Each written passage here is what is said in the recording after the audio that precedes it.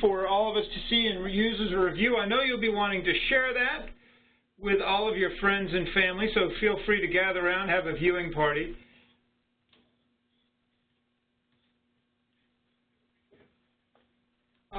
We will be going through this relatively quickly. I'm thinking it's going to take about half an hour to accomplish this, but the goal here is to give us a fairly good sense of where the campus plans are going, where they have been, and what we expect to get out of them this year. So I want to start out. Here's a bit of our overview. If I can get this thing to the right. Here we go. Here's our overview for today. I'm going to go over a bit of what's new. We're going to look at some of the reasons we do this, the purpose and the function. Go through very much the brass tacks of the process, the strategy survey, which for those of you who've done this before will see is new. The narrative report, those of you who've done it will see there's not much new, as well as the review, the submission, and also how you will get help should you need it. So right away, what's new for 2017? Well, I want to start out here because the plans are, by and large, pretty familiar, but there's a few new things in there that I want you to be aware of. The first one is that there's a new strategy plan. You're looking a new strategy survey. What you're looking for is a new strategy survey. It asks for more detail on the work you're doing. The new survey reflects an interest in digging deeper into the work being done on campuses and to identify in a more detailed way the nature of the completion work that's being done. More than one individual is probably going to have to complete it. It asks for both more detail and more breadth than we have in the past. It's not actually that much larger. In fact, Heather Collins and I were joking about the fact that when we started to pare it down, it was we should do this as a selling point, that we had a much larger product that we were interested in. But nonetheless, it is going to be a little bit larger. It's also a lot more detailed, and it's going to help us understand more what's going on your campuses. There's another thing on there. You can see right away that there's an earlier due date for these. The due date is actually back more where the drafts were due back in the day. It's probably the biggest change that we'll see. We're moving it up from late fall to before school starts. It will help to keep the process all within a single year. We do recognize that will mean some final measures will not be available. Institutions who wish to update their plans after they've made a final submission can just let me know, and they can do that. Something else that you'll note right away is that there's no more tables for the campus plans, which I think most folks will welcome. We've gotten some feedback that was really cumbersome, and we were happy to help. We're still interested in having the format followed. We want to look for consistency across reports, and that's what's important. Page limits are back. We still don't want to, we are not limiting the number of strategy areas and activity areas that you report on, but we do want these reports to sort of flow, be usable for the legislature, the governor's office, as well as folks across the institutions and system. And we think that about 10 pages should be enough to do a good report. If you bump up against that limit and you don't think you can make it, give us a shout. The last thing we're adding, and it's an ask of ours. We're coming into the end of our 5 years on we've made it we're coming to the end of our first 5 years, and we're looking at sort of a retrospective review of what has worked well, what has not worked well. As we move into our second 5 years, we'd like to have a better idea so we can make sure we're hitting all the right spots. So that's what's new. Not a lot, but again, note that the strategy survey is expanded, the due date is earlier, and hopefully that won't pose any problems. So just to talk about why we do this, the purpose and function of these updates. I want to remind you, folks, of this. Many of you have done these before and have seen these year and year again, and I want to make sure we're clear on this. For the system office, these have a really, really high value for us. We use the information in the campus plan updates. First and foremost, it gives us the details we get on the strategies that are deployed across the system. Helps us to set priorities for what activities we work on. Knowing what work is underway and what challenges and successes have been met helps to orient what we do to support campuses through meetings, research, outreach, other activities. And that's really, really necessary for us to have a good, solid sense of what's going on in the field. We further refer to campus plans regularly throughout the year as requests for information on campus-level activities come in to the system office from the legislature, from the governor's office, from philanthropic organizations, from the chancellor's office. Having a comprehensive document of campus priorities and strategies related to college completion is essential to responding to these. Knowing what you've got going on and knowing what you're doing is really necessary for us to be able to answer those questions fully. We also use the reports as an opportunity to review and refine the work that is underway on campuses. No two institutions are likely to see the same opportunities in exactly the same way, but the ability to share best practices and lessons learned from our collective work is an enormous advantage that working in a system provides us. I've been going around to a number of campuses, and it's really truly a benefit that there is a well of reference to go from when campuses are talking about the strategies that they're turning to. So it benefits both the system office and the institutions. We do indeed read them. We do indeed go through them. So I want to talk about the update process. Now, the update process, again, is going to look pretty familiar. There's two parts to the plan. Looks very much like last year. There's a strategy survey. There's a narrative report. The narrative report has three sections in it: the institutional mission, student body profile, your completion goals, high-impact strategies and activities. That's that sort of narrative summary. And then reflections and observations for next year, and then the reflections on the first 5 years of CCG. So that's the overview. That's the two parts of the updates. Here's our timeline. We started this way back in March. We released the instructions. They should have gone to you by email. If you don't have them, don't worry. We will be sending them back out to you after this webinar today. We come on to the 19th, the webinar today, as well as the release of the strategy survey. The strategy survey opens today, but most of you won't be able to access it until we get the survey point of contact, which I'm going to talk about later, because you'll have to log into the survey in order to complete it. In mid to late June, June 22nd, we'll be releasing the data workbooks. We did this last year, sort of validated data out of the warehouse. Folks were really pleased to have it. Sort of shows what we see. We've actually asked for slightly more detail and slightly different formatting. That will help, I think, to make them more useful at the campus level. It also will help us be able to use them at the system level without having to go back to you time and again. And again, this is validated data coming out of the warehouse if you have any questions about it. And I want to, again, send a thank you to Lori Haggard up in the Research and Policy Analysis Unit for really doing the hard work along with the ITS shop to get those all pulled together. Also on the 22nd, any campus that wishes to have their draft reviewed, any campus that wishes to have an optional review of their draft needs to get it in by then. I recognize that's earlier than we've done it in the past. The process is going to be slightly different, but I'm anticipating that we'll be able to get most of the work on the strategies at least covered in that time. Finally, the strategy survey will close on July 15th, which is the date that we'll be getting back any optional reviews, although that will actually come earlier, I suspect. We'll be doing that on a rolling basis. And all of the updates, as noted, are due on the 17th. So you might say, August 17th, that seems awful early, but it's a big change for this year, but only from the last couple of years. August 17th, the deadline's earlier, but it reflects the draft deadline from previous years. Most institutions did not do substantial revision to their plans following their draft submission.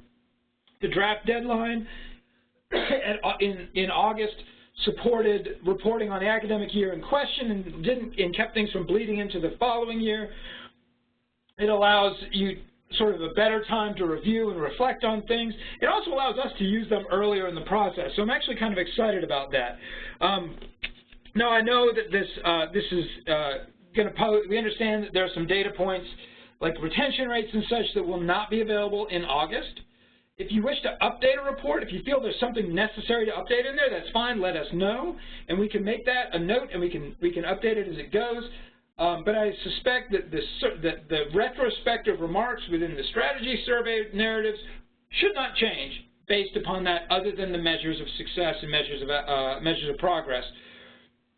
If the reporting deadline being moved up poses problems for other reasons, for instance, if it just makes it more difficult to get the folks together, let me know. Feel free to call me or email me and work out. We've had a number of institutions that needed extensions in the past, and so long as we're not flooded with them, I feel fairly confident we can accommodate those. So the strategy survey. As I noted, the strategy survey would be your next step after this webinar. It's a big change from last year. I feel it's maybe a big change from last year. It's just more detailed. The survey is intended to give us a comprehensive view of the work. And so I want you to understand sort of the two pillars of this.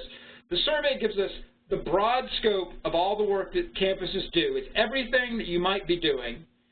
And the narrative report is really about the highest impact, highest priority work you're doing. So if you do something, but it's not the most important thing you're doing, or one of the most important things you're doing, it'll still appear in front of us in the strategy survey. We'll still know about it. And that's really the tool. It helps us to understand what the ecosystem is like across the campuses for all kinds of completion work. It's been reorganized. It includes a lot more information. After our Beyond Financial Aid work and the work on vulnerable students, we've inserted a number of questions that relate to those activities. There's a section added at the request of some other folks to talk about instructional excellence and redesign, because we know there's a lot of energy going on around that, and we want to honor and understand where that is happening. There's some work that's been included in about our Gear Up grant and the Gear Up work that's going on that does transition from high school to college for underserved populations. We'll be asking about that. It is not exceptionally large, but I want to warn you it's bigger than it has been, and bigger in terms of spreads out across more elements on campus. There is a preview available. I'm going to recommend that you go to that preview and take a look at it. It'll help you sort of divide up who's going to answer what questions. The URLs for these are right here, the survey 2017 and then 2017 survey preview. Recognize I probably should have done survey 2017 preview, but that didn't happen. I will note on this too, the survey is organized very differently, or somewhat differently. Instead of being goal by goal by goal, which was somewhat of a straitjacket that we imposed, and didn't reflect necessarily the way campus work was somewhat more fluid, we've grouped them more around the way campuses view things around access, around students and process, and around sort of degree completion. So there's three big categories. It is set up as one long survey, so you can jump up and down on it. You can save your draft. You can share it around. I will say one thing, and I'm going to stop and then say this because I want to make sure everyone understands. The Save Draft button is all the way at the bottom of the page. So when you're working on it and you want to save your draft, go to the bottom of the page, save your draft before you log out. But when you come back, magically, everything will be there. And when somebody else uses those institutional credentials to log in, everything will be there as well. So we will send you the login information. And to do that, we'll give you a username and a password. You cannot use the username and password you used last year. We'll talk about that. But the survey is technically updated from last year, so each survey has that single login. We're going to need a primary point of contact for the CCG survey. This may or may not be your primary point of contact for your CCG updates. It just is somebody who's going to hold and own the credentials. Essentially, in order, if something gets lost, if it gets broken, I need to be able to cue the system to email somebody. You'll be getting an email after this webinar asking you for your primary point of contact. Once we have that, you will get an email from the system saying, here's your username, here's your login. You may now go to the survey and complete it. That is the person who will own and share it. Everyone who needs to have access to that credential will. Frankly, it gives you very limited access to the website, but it will get you along the survey. If you have technical questions or problems with it, contact me. I will sort it out. I'm at jonathan.hall@usg.edu.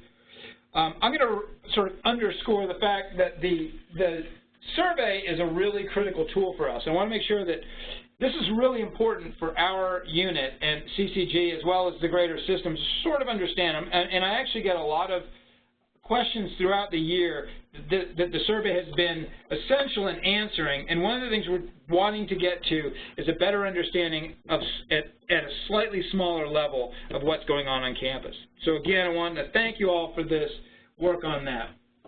So to give you an understanding of what you're going to see, so this is, when you go to this, when you go to the Survey 2017 page, when you click on that page, you will be prompted to log in. It's going to say, enter your complete college username, enter the password, and then you're going to be asked to solve a math question. They will be under 20. All the answers are under 20. You cannot use your credentials from last year. You will not get to the page. If you get to this, you will always, as soon as you say yes to this, you will be logged into the survey and you'll be good to go. You'll be able to go and fill it and save it. You can save your credentials. You won't have to do it. You only have to do it once. If you save it on your computer, it should remember you. But you can always use the same credentials. And if you lose them, contact either myself or any of the CCG liaisons, and they should be able to get that information back to you in a jiff. So one final comment. Don't panic. The survey is more detailed, but it's a hugely valuable resource. And the more detailed, the more useful. We've sort of tried to balance the two. Once all the results are in, we intend to make them visible for campuses so they can be identified and used. So expect that this is going to be a learning process for all of us, but please do your best to answer as much as you can, recognizing that not every institution will say yes to everything. And this survey actually is mostly yes-no questions. So that's the strategy survey. That's part one. So part two is the narrative report.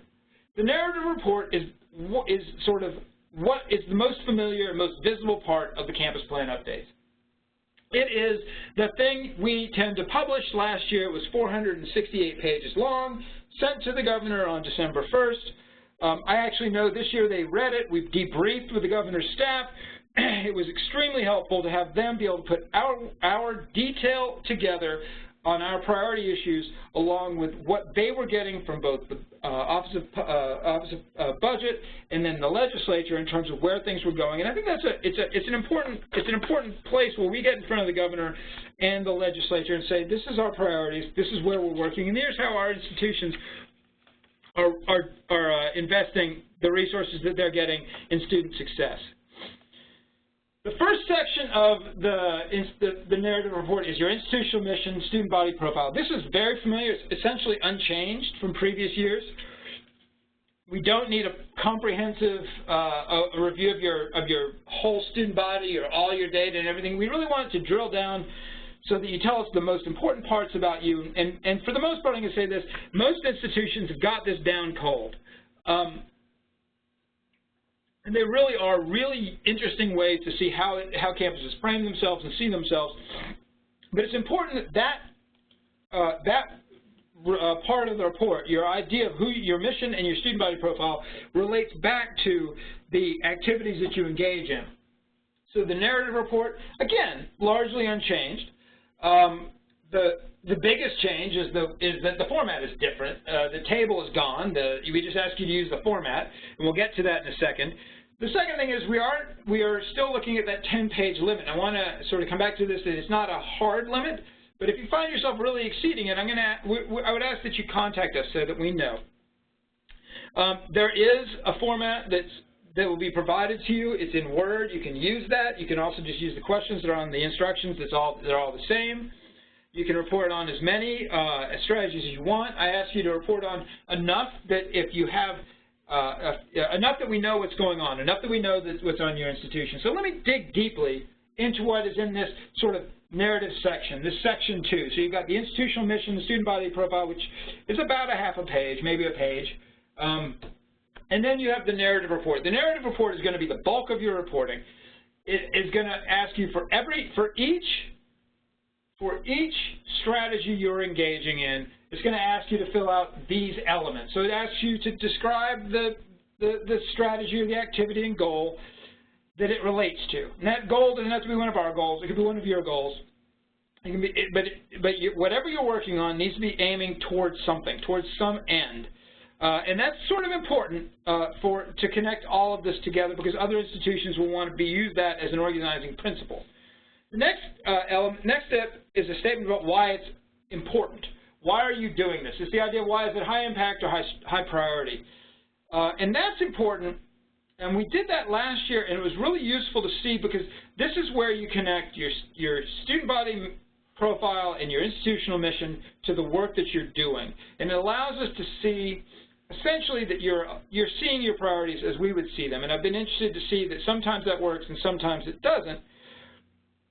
High impact work would be work that sort of has an opportunity to potentially affect significant numbers of students, or have a significant impact on specific communities of students, or both. It may have strategies that could be limited in scope, so a high-impact strategy may be limited initially, but it has the potential to scale, and we want to see those sorts of things too. Your high-priority work should be determined by who you are and who you have as your students, who you serve, what your aspirations and goals are. That work this is critical for us to continue our mission. That is not necessarily does not need to be a substantial statement. It's a single sentence statement generally. But the largest part of these narratives, and the thing I really want to sort of emphasize that we want the detail in, is the narrative section, the summary of activities. That summary of activities should reflect the work you've done, what has been done, in the most recent year, that 2016-2017 academic year. Reference previous work as necessary and as appropriate, but give us an idea of what progress was made and what progress maybe wasn't made. We've kept the metrics section in there basically the same, that following section, and this is, again, you're just going to report on. We are looking for actual numbers. We want measurable goals. Instead of having just a what are we counting, but what is this number now when we started? What was this number when we started, that baseline? What is our number now, and where do we think we're going to go when we can finally say this has been successful, or where do we think this is heading? What's our final goal? So that's the three measures we have, and again, those have been consistent for the last couple of years. I think folks have got that, although again, and I understand there's some hesitation to assign concrete measurable goals and concrete measurable numbers to things that are fairly new. We understand that, but just be clear about how you're counting and what you're counting. And within this, your lesson learned should be limited to the strategy you're on. Most folks have got that. The principal point of contact is not really new, but it's been moved down to the bottom of the thing. But that's been great. We really appreciate it. And actually, when we get a little later, and then when we talk about optional review, that's where we gather some of our reviewers. As I noted, there's a Word file for this. It's on the website. You're welcome to overwrite this. You're also welcome to do it in your own. I don't really care. I am very interested, though, in making sure that we are covering all of those topical areas so that we're able to do cross comparisons on campuses. So the third section of the narrative report is our observations. The observations has been, some campuses have been extremely honest and frank about it, and I've really enjoyed seeing that, and that has actually helped us to identify where gaps are in what we need to work on. Some of our priority workshops, both in the fall and in this past winter, were directly related to work that was highlighted in observations about where campuses were struggling or were facing some high needs. It's a section we really want to hear about your challenges and your successes you've encountered, how you see the completion work evolving and why. And this is where you can tell us how we can help you. What sort of support, what sort of research do you need, where do you need somebody to come in and help you see other opportunities. The new thing here, and it's in baby blue because of that, is we really would like to have your reflections on CCG. You can trust that we're mostly interested in seeing how it's reflected. We know it's changed. We know it's different from where it started. We really would like to have your reflections on how this serves as a campus element and as a student service element going forward, because we hear our name a lot lately, and we want to make sure that as we sort of become more a part of the part of the overall system, overall structure of how we approach education, that we're talking the same language at the institutional level, at the system level, and with outsiders. So the next step, really the last step. This is we're getting to the end here, folks. Reviewing and submitting your report. So there is a review, as I noted. It's a draft review. It will be largely internal and identified specialists within certain target areas. So if you submit a plan that has intentional advising as one of its priority areas, we will send that out to somebody who's a specialist in that to take a look at it. We're really looking, in our peer review, in these reviews, we want to look at the activity itself. We're less concerned about the grammar and the structure and the format. We're much more concerned about, does this strategy seem to be working, and how does it seem to be working, and how could it be improved? So understand that. You can submit them as early as you like. Last year, Georgia Southern sent their report in the day after I finished this. I'm doubting that will happen to anybody again, but you can send them in as early, and you'll get your report back as a review as early as we can do that. The reviews will be back to you by July 15th at the very latest. It'll give you enough time to update them if you feel you need, or to respond to questions that have been raised before the August 17th deadline. So submitting your update, they have to be submitted as a Microsoft Word file. No PDFs. They should come from the President's office, and to understand what that means, if it's submitted online through that link at Submit 2017, it needs to be submitted from somebody, by somebody whose email in that thing is in the President's office. If it is submitted by email, it may either be submitted by the President or with a copy to the President. And the reason for that is not for any other reason than we want to make sure that when we send something to the Governor's office, it is the final version. We can feel confident of that. Updates are, like I said, they're due by the 17th. If there's going to be, we'll know if they haven't come in. You'll get an email confirmation no matter how you submit it to us. And if you have any questions about that submission process, last year it broke on the day they were all due, which will not happen again. But last year it broke on the year it was due. We'll go ahead and call us. So, getting help.